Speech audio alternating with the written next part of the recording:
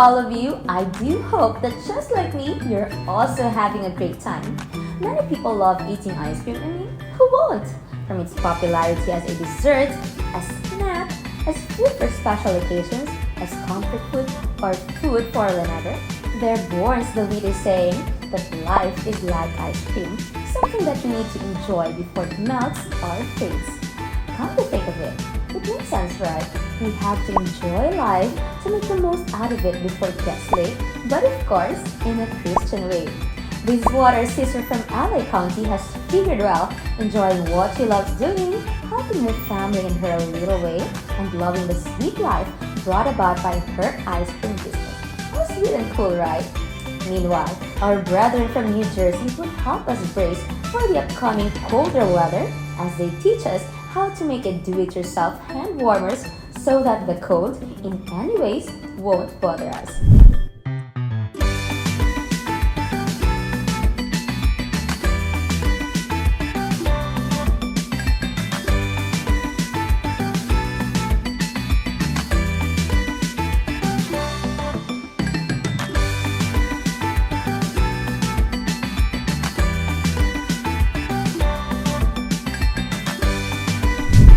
Definitely today's episode is worth melting for because here in CFO Today International, we always fill your hearts with inspiration and warmth to make each day worthy of a spoonful or cone or a cup of ice cream. So are you ready to celebrate?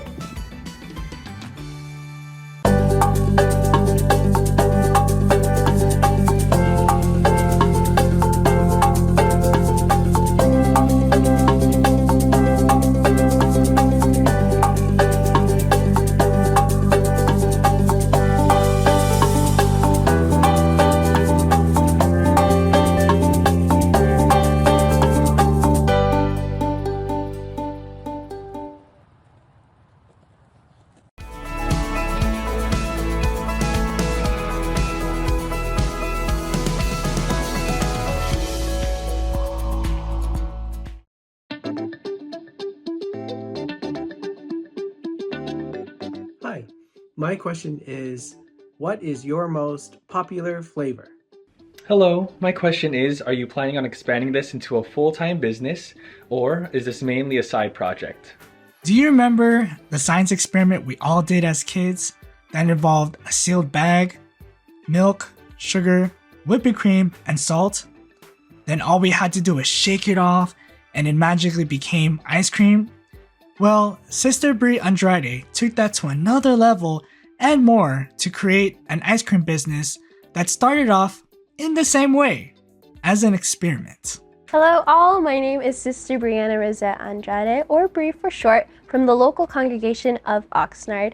There I am a local Kadiwa officer as well as the district, and I am an organist and choir member. I own a small business of making ice cream called Brie's Creamery. Making ice cream is pretty simple. Like there's a few things here and there where you can make mistakes, but it's a easy process to learn and overcome. For me, it was really laying out a schedule of what I wanted to do when it comes to making the ice cream. But away from that, I really tried to set up as much as I can. In the little knowledge I have of business, I tried to set up the costs that it would take and then any revenue that I would have. And away from that, just marketing. I can't draw, so I depended on my sisters for a lot of that. And getting the word out there is difficult, but I have a lot of family and friends who are really supportive and help me in doing that. A lot of patience, a lot of time kind of comes out of making ice cream, just because you're waiting on, of course, freezing the ice cream itself, but a lot of it is freezing the equipment. So a lot of the time I'm waiting nights, overnight, to freeze my equipment to make sure that all the things are prepared to actually make the ice cream. It's really simple in the end, just like the method and all of that, but it takes a lot of time. I didn't know it at first either, and then when I went into the business, it was really interesting to overcome because you want to fulfill all these orders, but there's such limited time, and then you're like, oh, I have to freeze my freezer bowl, and they were like, what is that? What's a freezer bowl? Why do you need to do that? And it's really interesting because it takes a lot of time out, and it's nothing you really see when you see your ice cream in front of you and you just want to eat it. The most popular one I would say would be ube. A lot of people really like that, especially when they learn that I make ube ice cream, and I make pretty good ube ice cream. They get really interested. I also do a seasonal, it really depends on the market, but I do make a mango ice cream as well.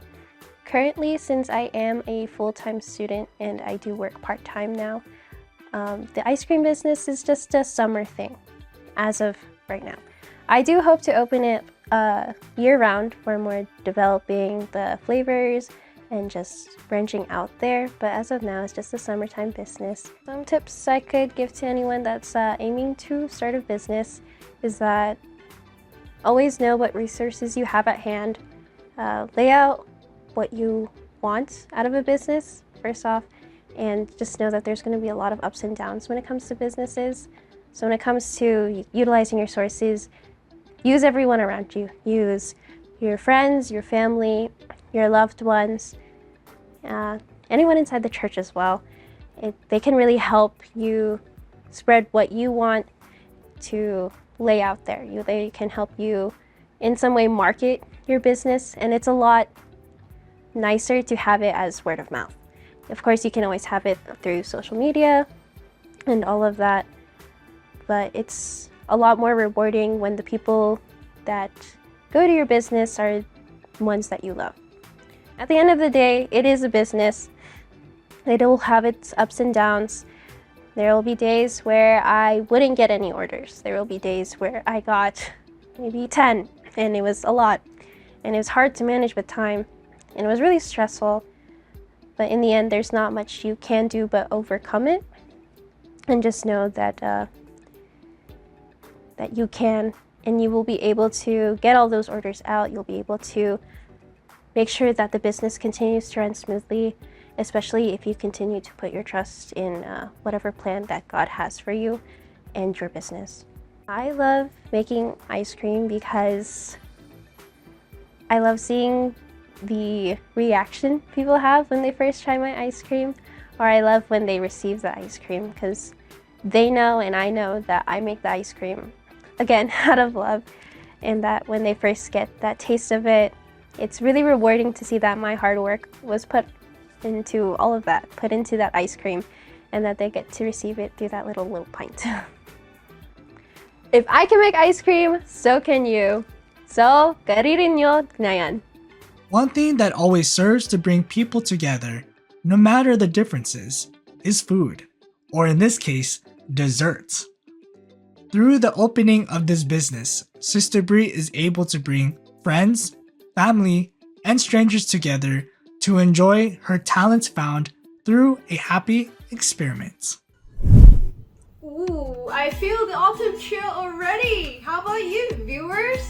Aside from putting on more clothes and thicker coat to battle against the cold, what else can we do to help us keep warm all day long, yet still reusable?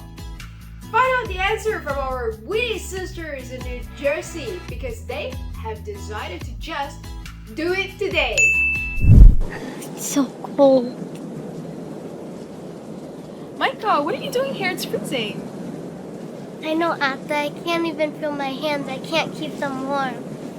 Here, take one of these and put them in your pockets. These feel so warm. I wish I had one of these all the time. They're super easy to make, and the best part is they're reusable. Let's go inside and I can show you. Okay.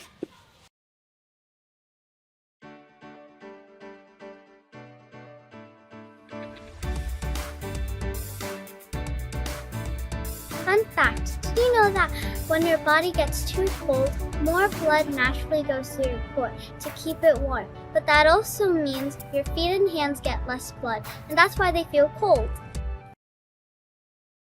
Today, I'm going to show you guys how to make super easy hand warmers to help keep you warm this winter. Are you ready? I'm ready. This is what you need. Rollers, scissors, pencil or chalk, and uncooked rice. And then you'll need a sewing kit. For the fabric, you can get some from the store, but you can also use an old t-shirt. Make sure that it's cotton and not synthetic because it will be going in the microwave later. The first thing we're going to do is thread the needle. Safety alert, needles are sharp and can be dangerous. Ask for an adult if you need help. You can also use a thimble to help you sew so you don't hurt your fingers when pushing the needle through the fabric.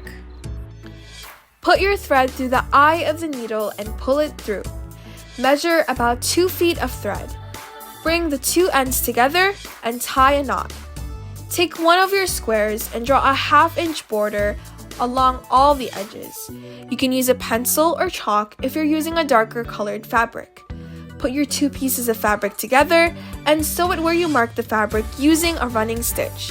This is the easiest kind of hand sewing, and it's just going back and forth and up and down through the fabric. Tip: keep stitches small because we'll be filling this with rice and we don't want it to fall through.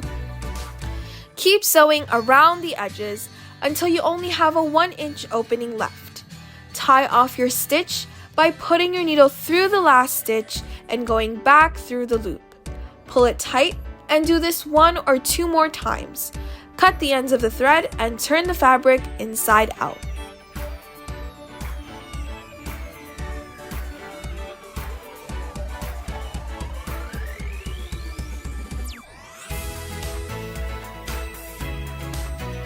Now, you can put rice in your hand warmer. Put the funnel through the little opening and fill it up with rice. Next, close your hand warmer by sewing it shut. When everything is done, make sure no rice is coming out of your hand warmer. If there are some gaps where rice is falling out, you can sew it shut or ask an adult to help you. When you're all finished, you can put your hand warmers in the microwave for 1 minute.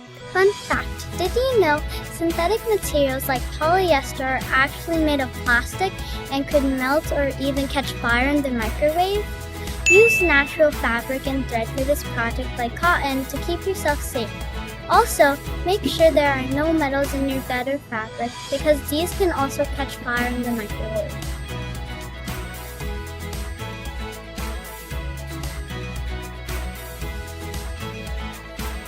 Keep these in your pocket and you have a place to warm your hands. Let's be resourceful. Be creative and Do it today. Oh wow! A portable, reusable, and environmentally friendly hand warmer! What a precious thing to DIY for this soon approaching winter! Well, actually, apart from being a hand warmer, it reminds me of a childhood game. Beanbag toss, right? I hope you have enjoyed the making process and together we can all do it today.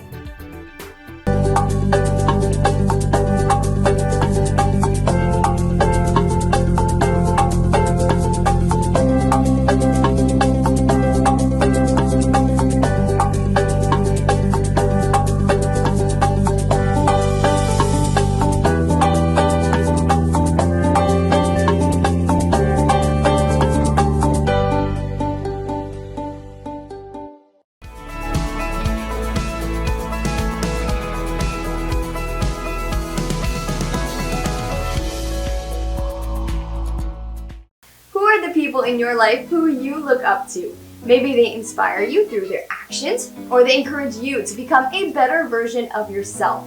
What are the things they do to make you feel inspired? Today on Inspired Today, we go to the Ecclesiastical District of Oregon to meet a sister who has served as this inspiration for many brethren in the district. Hello, I'm Sister Geraldine Langit from the local congregation of Oregon City here in the Ecclesiastical District of Oregon. My duties in the church are I'm a choir member, also a Kadiwa president for our local congregation. I'm an auditor. I'm also an assistant chairperson for CWS or Children's Worship Service. And I'm also an INC radio host correspondent. Hello, I am Sister Florence Guillermo from the local congregation of Beaverton. I am the INC radio producer and district multimedia director. And we are here to talk about our Sister Geraldine Langit, who inspires us in our District of Oregon. have known Sister Geraldine now for many years, and in that time, she has become one of my closest friends in our District of Oregon. There was a district officers meeting, and it was the first time that I saw Sister Geraldine stood before us as the district Binhi president. I'm pretty sure the first time I met Sister Geraldine was at a district event. I remember it was the first time that I got to see her, and I was so excited to see a new face in the district. I was born and raised in the Philippines, specifically in Gatchawin, Arayat, Pampanga, and we moved here in the United States back in December of 2017. And since then, I've been living here with my family, and I have 3 older sisters. I'm the youngest, and I'm currently 18 years old, and I'm also a freshman in college and pursuing my hopes of one day becoming a nurse. When we were just forming our INC Radio Oregon crew back in the year 2020, I approached her to be one of our hosts. She was shy about it, but she was readily accepting the new responsibility, and she said, "Yes, Mom." One of her second duties is an INC radio host.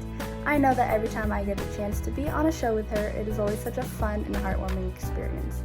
I know for some people, INC radio can sometimes be nerve-wracking or just a very nervous experience. But what I see is that whoever gets to be on a show with Sister Geraldine, she always makes sure that they feel comfortable and wanting to come back again. One Christian value that I live by is to always pray. The church administration always reminds us every time we attend the worship service to have a devotional prayer. I always thank Him for all the blessings that He gives me and my family. I also thank Him for the life and strength that I have, and I also ask for His guidance every time my parents would go to work, every time I would go to school, and also to guide my sisters who are in the Philippines and my nephew. Especially, it's been quite a while since the last time we saw each other, and I also ask Him to help me with my decisions in life, especially now that I'm just starting college and I know I have a lot of decisions to make in order to pursue the major that I want to pursue. And I also ask Him to guide me every time I perform my duties, and I also always ask Him to give me the strength that I need, especially the world that we live in right now, and to allow me to always perform my duties, to stay in the church, and to continue in giving glory and praises to Him. Always a blessing to have brethren like Sister Geraldine who have such a meaningful impact on others, whether that be in their everyday lives, as a friend, or especially in their duties inside the church. We hope you too were inspired today by Sister Geraldine's story, and stay tuned for more of CFO Today International. Konnichiwa! Let's discover another INC original music because it's time for the Break Entertainment. Break!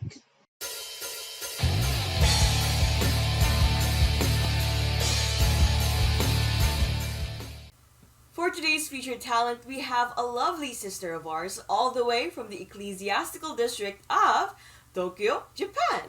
And she will let us discover today this INC original music entitled Machi Suzukeru.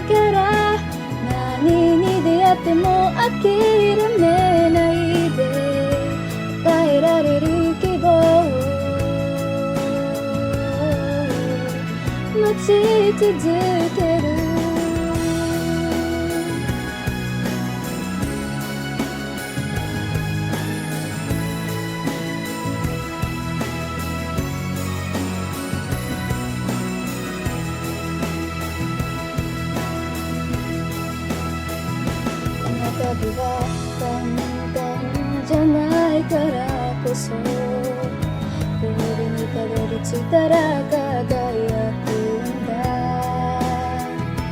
だから希望を握りしめてその時まで神の教えを胸に抱きしめるよ。あと少しの時で勇気を振りしめて願いが叶うその瞬間を逃さず僕は信じるから。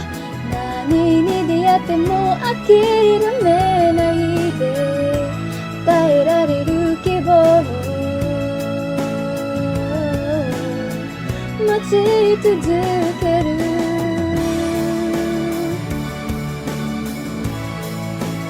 I'll be waiting.